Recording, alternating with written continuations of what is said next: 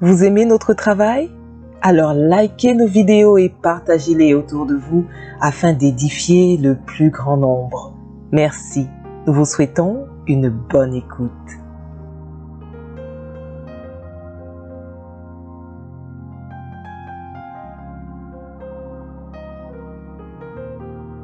L'amour dérange Satan.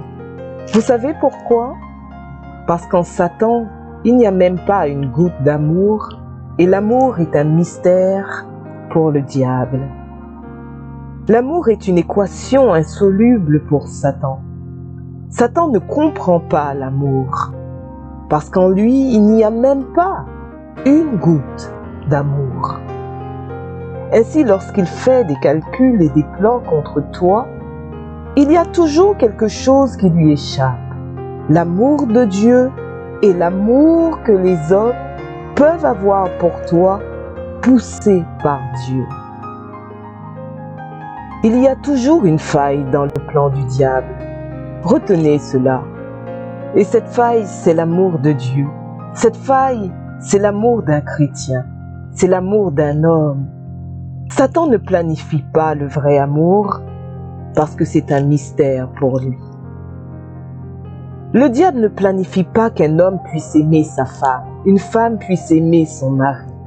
Il ne planifie pas qu'un pasteur puisse aimer ses fidèles, que les fidèles puissent aimer leur pasteur.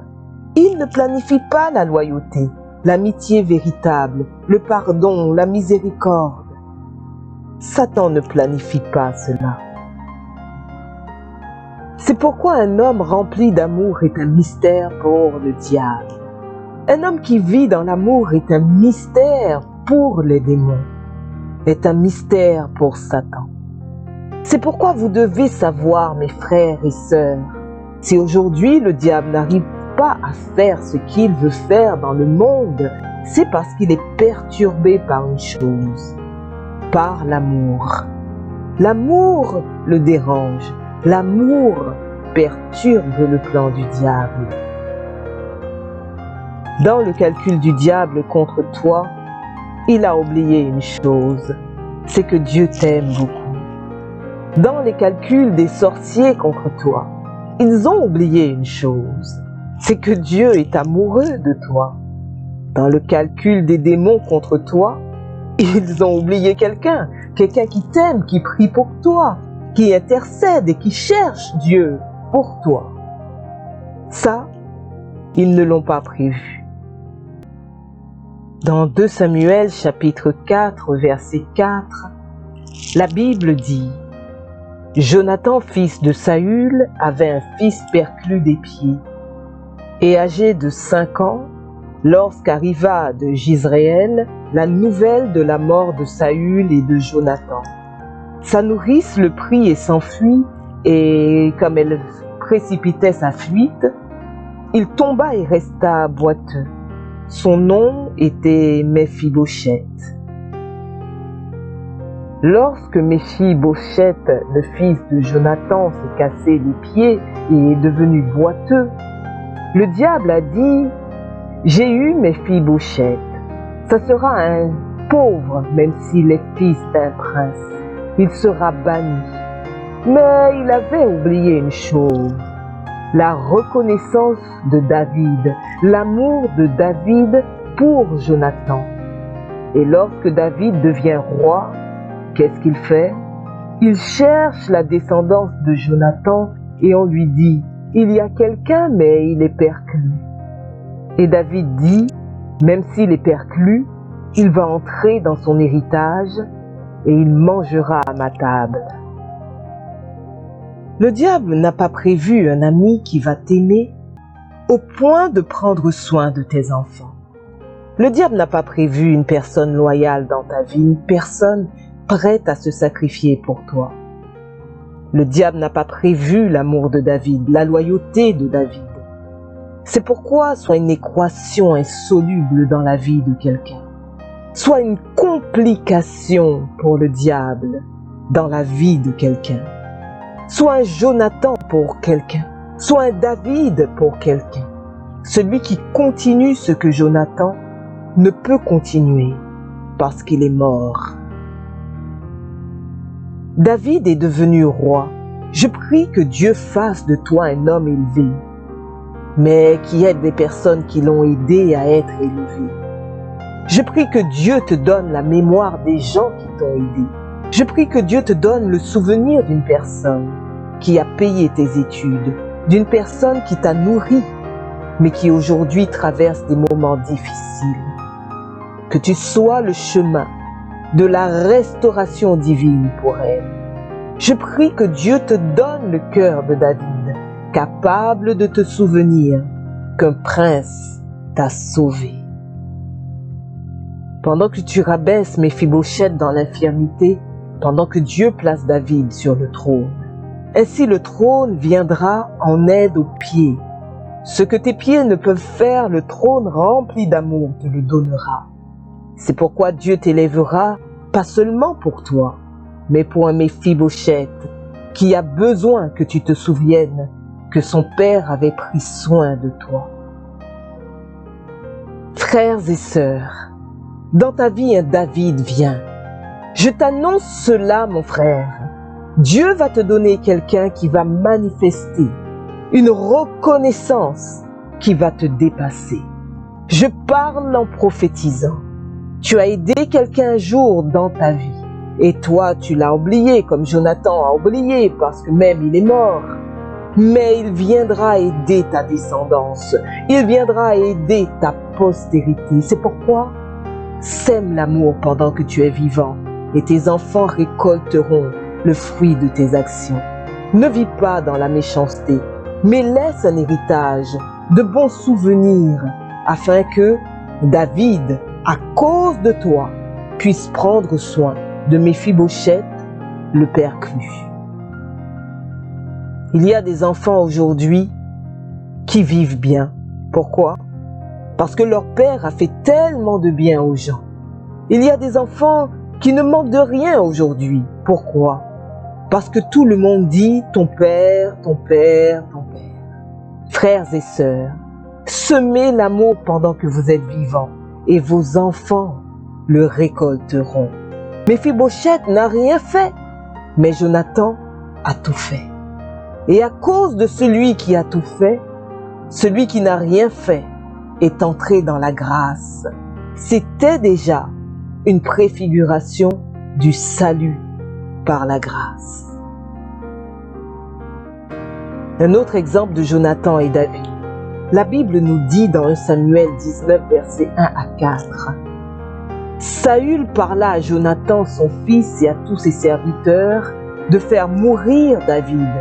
Mais Jonathan, fils de Saül, qui avait une grande affection pour David, l'en informa et lui dit: Saül, mon père, cherche à te faire mourir. Sois donc sur tes gardes demain matin. Reste dans un lieu retiré et cache-toi. On dit que l'amour entre David et Jonathan, c'était plus que l'amour qu'un homme peut avoir pour une femme. C'est pourquoi certains disent qu'ils étaient des homosexuels. Tu vois, les gens qui ne comprennent pas l'amour, ils voient toujours le mal. Comment un homme peut aimer un autre homme comme ça? Ça doit être l'homosexualité. Toi, tu ne vois que le mal. Comment ce frère-là aime trop cette sœur-là? C'est l'impudicité, parce que toi, si tu es avec une femme, c'est toujours l'impudicité. Ce n'est pas tout le monde qui est impudique comme toi. Tout le monde n'est pas impudique comme toi. J'ai dit tout le monde n'est pas impudique comme toi. C'est parce que toi, tu as des pensées sales que tu penses que tout le monde a des pensées sales. David peut aimer Jonathan, mais chacun a sa femme. Jonathan aimait David d'une affection supérieure à l'affection que l'on a pour les femmes. Il l'informa et lui dit: Saül, mon père, cherche à te faire mourir. T'imagines? Son père, le roi, veut tuer son ami, mais il prend le parti de son ami, en défaveur de son père. Dans le calcul du diable contre David, il a oublié quelque chose, que Jonathan l'aimait plus qu'il n'aimait son père. Il y a des gens qui aiment les gens pour de vrai. Oh, il doit y avoir un intérêt. C'est toi qui as toujours des intérêts. Il y a des gens qui aiment sans intérêt. Je t'aime seulement de je t'aime. Dis à ton voisin je t'aime de je t'aime. Je ne cherche pas ta maison, je ne cherche rien. Je t'aime de je t'aime. Arrêtez de voir du mal. Vous êtes en train de déranger l'amour dans l'église. Tu veux beaucoup aimer une sœur là, on pense que tu as l'impudicité. Tu aimes beaucoup un frère là, on pense à l'impudicité. Vous ne voyez que l'impudicité, mais vous ne voyez pas l'amour. Je vais l'aider, je vais la soutenir, parce que tu es impudique, tu penses que tout le monde est impudique. Je peux aimer une sœur, et je dis cette sœur, je vais en faire une grande dame. Je m'investis en elle, je l'aide, elle étudie, elle devient une grande femme, sans arrière-pensée. Vous ne croyez pas des choses pareilles?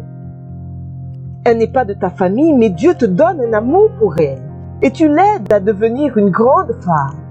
Toi tellement tu es impudique dans tes pensées, tu crois que tout le monde est impudique comme toi.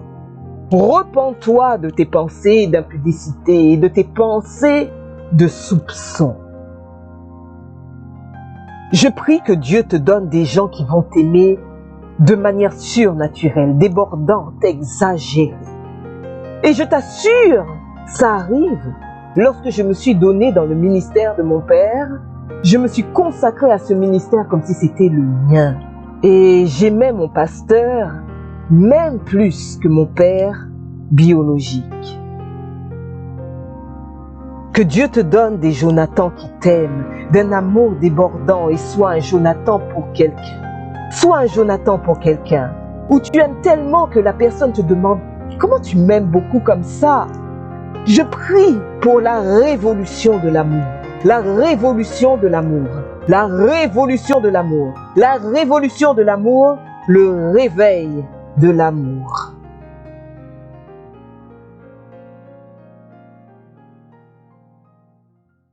Voilà, c'est tout pour cette vidéo. Mais comme promis, nous allons partager avec vous la citation que nous avons sélectionnée. Le diable n'a pas prévu un ami qui va t'aimer au point de prendre soin de tes enfants. Le diable n'a pas prévu une personne loyale dans ta vie, une personne prête à se sacrifier pour toi. Le diable n'a pas prévu l'amour de David, la loyauté de David. C'est pourquoi soit une équation insoluble dans la vie de quelqu'un, soit une complication pour le diable dans la vie de quelqu'un, soit un Jonathan pour quelqu'un, soit un David pour quelqu'un. Celui qui continue ce que Jonathan ne peut continuer. Et vous, quelle citation a le plus retenu votre attention? Dites-le nous dans les commentaires. Si vous avez aimé cette vidéo, n'hésitez pas à vous abonner, à liker, à commenter et à partager. Nous vous disons à bientôt et bonne route sur le chemin de votre destinée.